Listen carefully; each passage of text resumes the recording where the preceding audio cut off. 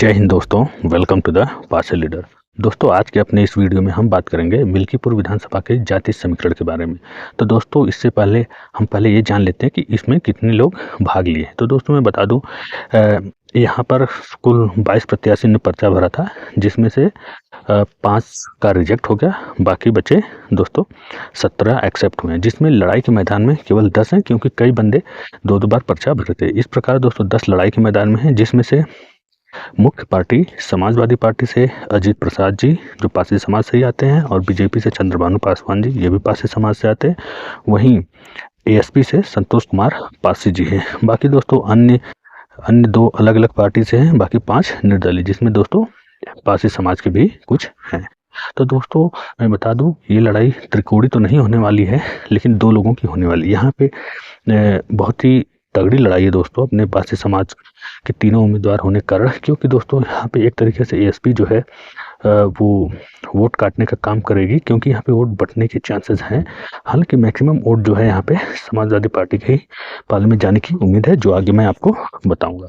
और दोस्तों अगर देख लें यहाँ की जाति समीकरण की, मैं बता दूं, यहाँ पे सबसे ज़्यादा पारसी समाज के लोग पाए जाते हैं, लगभग 62,000 पारसी समाज के लोग हैं। वहीं यादव समाज के लोग 55,000, वहीं ब्राह्मण समाज के लोग 60,000, वहीं मुस्लिम समाज के लोग 30,000, वहीं ठाकुर समाज के लोग 22,000, वहीं चौरसिया समाज के लोग 23,000 हैं दोस्तों।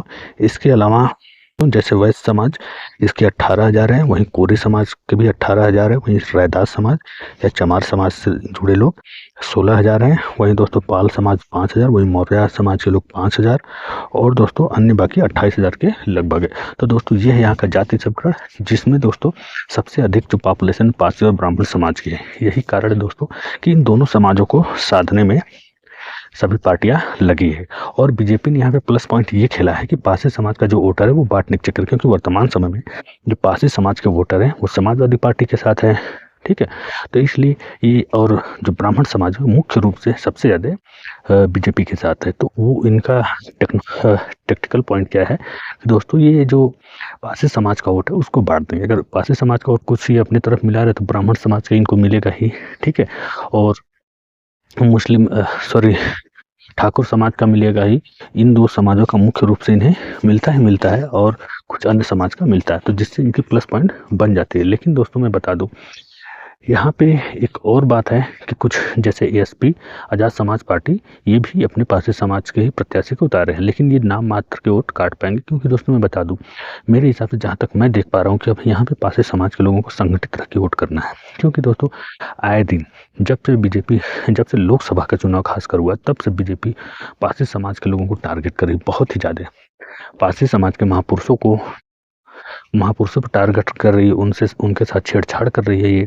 उसके बाद दोस्तों पारसी समाज पे अत्याचार कर रही है, बहुत से मर्डर केस हुए पारसी समाज पे, हत्याएं हुई पारसी समाज की रायबरेली में, और अभी हाल ही में देखिए प्रतापगढ़ में हुआ पवन सरोज जी के साथ, और इलाहाबाद में यानी प्रयागराज में मनोज पासी जी के साथ हुआ।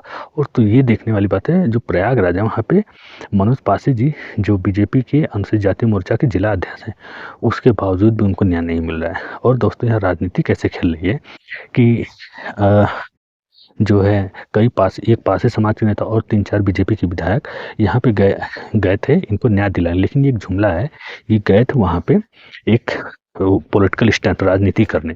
जब से लोकसभा का चुनाव हुआ है, तब से जो है बीजेपी पारसी समाज पे अत्याचार कर रही है। आप लोग देख ही रहे, पारसी समाज के महापुरुषों इतिहास का छेड़छाड़ी तो कर ही रहा है ये हर जगह। आप देख लीजिए, इन्होंने ही लखनऊ का नाम बदलने की कोशिश की, इन्होंने ही निहालगढ़ रेलवे स्टेशन का नाम को बदल दिया, ठीक है, बीजेपी के शॉर्ट समाज के नेताओं के दबाव में। और दोस्तों सलीहा पासी जो है उनके नाम से छेड़छाड़ किया गया, बहुत से पारसी महापुरुषों के साथ छेड़छाड़ किया गया दोस्तों। महाराजा सुहेलदेव पासी के साथ छेड़छाड़ किया गया, और पारसी समाज पे आए दिन अत्याचार, मर्डर, हत्या हो रही। पारसी समाज का रायबरेली में देख लिया, प्रतापगढ़ या कौशाम्बी में देख लिया, इलाहाबाद में देख लिया, यानी प्रयागराज में कहीं भी। तो दोस्तों मैं इसलिए विरोध हूँ, मैं किसी पार्टी का सपोर्टर नहीं हूँ। हाँ, जो पार्टी पारसी समाज का विरोध अत्याचार कर उसके विरोध में रहूँगा, जो पारसी समाज के साथ है उसका मैं सपोर्ट करूँगा। क्योंकि मेरे कई भाई मुझे पारसी समाज के समाजवादी पार्टी के सपोर्टर बोलते हैं, मैं क्यों नहीं सपोर्ट करूँ उसका? मैं इसलिए सपोर्ट करता क्योंकि वर्तमान समय में वो पारसी समाज के साथ है। अब बीजेपी का क्यों विरोध कर रहा हूँ, क्योंकि वो पारसी समाज के साथ नहीं। आने वाले समय में अगर बीजेपी भी अच्छा काम पारसी समाज के लिए करे तो मैं बीजेपी का सपोर्ट करूँगा, समाजवादी पार्टी खराब करती तो उसका विरोध करूँगा। मैं सिर्फ पारसी समाज का हितैषी से हूँ, ना कि किसी पार्टी का। ठीक है दोस्तों, तो मैं समाज, और रही बात दोस्तों आज़ाद समाज पार्टी की, तो इनके मुखिया जो हैं चंद्रशेखर आज़ाद, जो बहुत बड़ा अपने आप को नेता आजकल समझ रहे हैं, इनको बता दूं, एक बहुत पुरानी जब शुरुआत में इनकी पार्टी खड़ी हो रही थी तो अपने समाज के एक व्यक्ति थे, उन्होंने अपना सरनेम पूरा उनसे पूछा कि आप कौन, तो उन्होंने अपना नाम बताया और अपना जाति भी बताई कि ये फलाना पासी। ठीक है, तो इस पे चंद्रशेखर गुस्सा होकर बोले आप जातिवाद पैदा कर रहे हो, जाति क्यों ले रहे हो, आप बस अपना नाम बताओ, आप एएसपी के सच्चे सिपाही हो। मैं इनसे जानना चाहता हूँ, और इन्हीं का वीडियो देखना चंद्रशेखर का, ये कहीं पे खड़े होकर बोलते मैं चमार समाज से हूँ, मैं ये समाज से हूँ, अपना नाम लेते हैं द ग्रेट, तब वो जातिवाद नहीं था। और पासी अपना नाम लिख दे तो ये जातिवाद होता। तो ये इनकी गहरी मानसिकता है। आज़ाद समाज पार्टी के चंद्रशेखर जो है ये भी पासी समाज से उतना ही घृणा करते हैं। ठीक है, लेकिन यहाँ पे वोट काटने की वजह से ये अपने संतोष कुमार पासी जी को उतारे हैं। मैं अपने तीनों प्रत्याशियों को बुरा नहीं मान रहा हूँ, तीनों प्रत्याशी अच्छे हैं हमारे, मैं इन तीनों का सम्मान करता हूँ, लेकिन मैं पार्टी का विरोध कर रहा हूँ। जहाँ पे चंद्रशेखर की मानसिकता के कारण एएसपी का विरोध कर रहा हूँ, वहीं बीजेपी की मानसिकता और दुर्व्यवहार के कारण बीजेपी का विरोध कर रहा हूँ। और वर्तमान समय में समाजवादी पार्टी का नेचर इन दोनों पार्टियों से समाज के प्रति, पारसी समाज के प्रति अच्छा है, इसलिए मैं इनका सपोर्ट कर रहा हूँ। वो इसलिए दोस्तों कि जब से अवधेश प्रसाद जी जीते हैं, पारसी समाज का नाम पूरे भारत में गूंजा है दोस्तों। लोग जानने लगे कि हाँ पारसी पारसी नहीं तो उत्तर प्रदेश, जहाँ पे पारसी समाज की बहुलता खासकर उत्तर प्रदेश, बिहार, एमपी, इधर तक ज़्यादा फैला था। लेकिन जब से ये जीते हैं दोस्तों, पूरे देश में पारसी समाज का नाम गूंजा है। और तो जो न्यूज़ चैनल है ये बोलती थी दलित समाज इतना, दलित समाज इतना, लेकिन अब वो क्या बोलती हैं, पारसी समाज इतना और गैर पारसी समाज इतना। ठीक है, या फिर पारसी समाज इतना और दलित इतना। तो पारसी समाज के ऊपर दलित का धप्पा लगा रखा था न्यूज़ वालों ने, वो हटा दिया। और वो हो सका क्यों, अवधेश प्रसाद जी जीते तब। और वो कैसे अजीत प्रसाद जीते, पारसी समाज इकट्ठा होकर इन्हें वोट दिया तब। तो पारसी समाज इन्हें जिताया है इतनी मेहनत से। तो मैं इनसे भी उम्मीद करूँगा कि आगे वाले और भविष्य में समाज का नाम रोशन कर समाज के लिए लड़े, और लड़ भी रहे हैं दोस्तों। क्योंकि भी आपने कुछ दिन पहले देखा होगा जब इसका उपचुनाव की घोषणा पहले हुआ था, ये तो बाद में दोबारा उपचुनाव की घोषणा हुई मिल्कीपुर का, उससे पहले पारसी समाज के ऊपर अत्याचार, एक वहाँ के पारसी समाज का व्यक्ति था जिसकी हत्या हो गई थी पुलिस के द्वारा मार मार के, तो उसका विरोध किया था इन्होंने, और अपने समाज के व्यक्ति का सपोर्ट करने के लिए मैदान में उतरे थे। उसी समय इनके बेटे अजीत प्रसाद जी का ज़बरदस्ती नाम इन्होंने एफआईआर दर्ज करा दिया था कि ये मुझे मारने आ, जब ये सहयोग करने गए थे पारसी समाज का। इन्होंने बोला था कि हम अपने समाज के इस व्यक्ति को न्याय दिलाएंगे। इस विरोध में इन्होंने धरना प्रदर्शन आंदोलन किया था छोटा मोटा, तो इसको लेकर इनके खिलाफ एफआईआर दर्ज कर दिया गया था और झूठा आरोप लगा के इन्हें फंसाने की कोशिश किया गया था। आज भी वो इनके ऊपर एफआईआर दर्ज है, उसका केस चल रहा है इनके ऊपर, आप देख लीजिएगा। तो ये उस आदमी को, अपने पारसी समाज के व्यक्ति को न्याय दिलाने के लिए लड़े थे, उसके खिलाफ बीजेपी के लोगों ने इनको फंसाया था। ठीक है दोस्तों, जो न्यूज़ में भी आया था, चर्चाओं में आया था। तो ये लोग लड़े थे पारसी समाज के लिए, और आज भी अवधेश प्रसाद स्थान से बोलते हैं पारसी। हाँ, पॉलिटिकल रीजन से बीच में दलित बोलते हैं, ये मैं मानता हूँ। पीडीए और शायद बीजेपी का, बीएसपी सपा का कुछ ऐसा नारा है पीडीए वाला, तो वो ऐसा बोलते हैं, उनकी पॉलिटिकल, लेकिन समाज के लिए खड़े हैं, ये मैं देखता हूँ। थोड़ा बहुत है खड़े हैं, लेकिन अब पारसी समाज को इज्जत भी मिल रही है समाजवादी पार्टी में। तो आप देख लीजिए कैसे अवधेश प्रसाद जी एकदम बढ़िया से रहते हैं, मतलब अच्छी पारसी समाज के अच्छे लीडरों को तवज्जो मिला है। बीजेपी में अपने बीजेपी के भी नेता अच्छे, लेकिन उन्हें बीजेपी में तवज्जो नहीं मिला। वो अगर अच्छा काम करना चाह रहे तो उन्हें रोक दिया जा रहा है। अब देख लीजिए सुरेश पासी जी अच्छा काम कर, लेकिन उन्हें कैसे रोका गया, सुहेलदेव पासी को लेकर। ठीक है, बिजली पासी को लेकर कैसे रोका गया, उन्हें बोले कि इनका कोई इधर क्षेत्र नहीं इधर हटा, वो बीजेपी के नेता थे।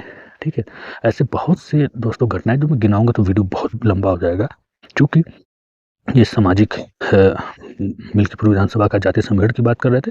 तो यह जातीय समीकरण मेरे हिसाब से हमें एएसपी और बीजेपी की वोट न देके समाजवादी पार्टी को देना चाहिए, क्योंकि दोस्तों जहाँ पे समाज के का जो भलाई हो सकता है वर्तमान समय में, जो अच्छा रुख है समाज के प्रति, वो समाजवादी पार्टी का है, ना कि बीजेपी और एएसपी की है। इनकी मानसिकता अलग है, भड़काऊ है पारसी समाज के प्रति, अत्याचार वाली व्यवस्था है, तो इससे दूर रहे। अगर हम यहाँ पे बिखर गए, जो बीजेपी और एएसपी प्लान कर रही है, अगर बिखर गए तो यहाँ पे अजीत प्रसाद, यहाँ समाजवादी पार्टी नहीं हारेगी, अजीत प्रसाद यानी पासी हारेगा। यहाँ जो पारसी समाज का वर्चस्व स्थापित हुआ, नाम स्थापित हुआ ना मिल्कीपुर पूरे भारत में, वो समाप्त हो जाएगा। अगर हम किसी अन्य पार्टी जैसे बीजेपी एसपी को जिताते हैं। तो दोस्तों मैं लिख के देता हूँ, जो वर्चस्व जो एकाएक पारसी समाज का नाम थोड़ा ऊपर उठा है वो यहीं से दब जाएगा, ख़त्म हो जाएगा। अगर आप लोग चाहते हैं कि वर्चस्व ऐसा नाम ऐसे ऊंचा ही रहे, बढ़ा रहे, तो हमें अजीत प्रसाद जी को जिताना पड़ेगा। दोहरी रणनीति। पता है यहाँ के लोग इसलिए नहीं दुखी हैं कि यहाँ समाजवादी पार्टी जीती है, यहाँ इसलिए दुखी कि यहाँ से पारसी कैसे जीत गया, स्वर्ण समाज का जो लल्लू सिंह है उसके खिलाफ। यहाँ के जो पंडित ठाकुर है वो ये नहीं बोल रहे हैं कि बदला लूंगे, बदला किससे लेंगे, पारसी से लेंगे। कि पारसी कैसे जीत गया, इनकी ये रणनीति आप लोग समझे। ये जात की राजनीति हो रही है यहाँ पे पारसी समाज जीत गया, उससे इन लोगों को परेशानी, इससे नहीं परेशानी कि समाजवादी पार्टी जीती है। तो दोस्तों मैं बस यही कहूँगा कि आप लोग बात को समझे। अगर पारसी समाज का नाम ऐसे ही बढ़ाना है तो अजीत प्रसाद जी को जिताने का प्रयास करें। इन फ्यूचर अगर ये भी गलत करते तो इनका भी विरोध हम लोग करेंगे, ठीक है। लेकिन वर्तमान समय में मेरी आग्रह है कि समाज के लोग बिखरे नहीं, इन तीनों पार्टियों को देखकर इकट्ठे होकर जिस प्रकार लोकसभा में जिताए वैसे इनको यहाँ पर भी जिताएं, ठीक है, मिल्कीपुर में, ताकि एक तमाचा लगे बीजेपी को। तभी बीजेपी सीख पाएगी कि पारसी समाज के साथ व्यवहार, गलत व्यवहार करने का अंजाम क्या होता है। अगर वो यहाँ पे ऐसा इनके साथ होगा तभी पारसी समाज से ये सबक सीखेंगे और पारसी समाज से दोबारा गलती नहीं करेंगे। और जो ये लोग जाति की राजनीति खेल रहे हैं, घृणा कर रहे हैं ना पारसी समाज के नेता से कि कैसे जीत गया पारसी व्यक्ति, इनका मुंह बंद हो जाएगा, ठीक है। मैं समाज के लोगों से कहूँगा अगर पूरे के पूरे 62,000 62,000 के पारसी एक साथ इकट्ठे होकर अगर वोट देंगे तो यहाँ अजीत प्रसाद यानी पारसी समाज का विजय होगा। अगर नहीं दिए, अगर बिखर गए तो यहाँ पे ये कभी नहीं जीतेंगे। अजीत प्रसाद जी जीतेंगे तो सिर्फ पारसियों के कारण। इसीलिए पारसियों को वोट बांटने के लिए ये चाल चली बीजेपी और एसपी ने। मैं उम्मीद करूंगा कि समाज के लोग मिलजुल के वोट करेंगे समाजवादी पार्टी यानी अजीत प्रसाद जी को, और पारसी समाज का जो नाम और गौरव बढ़ा है उसे बढ़ाने में सहयोग करेंगे। तो मिलते हैं दोस्तों नेक्स्ट वीडियो में। जय हिंद, जय भारत, जय पारसी, जय पारसी समाज, जय महाराजा सुहेलदेव पारसी, जय लाखन पारसी, जय बिजली पारसी, जय पारसी नेता।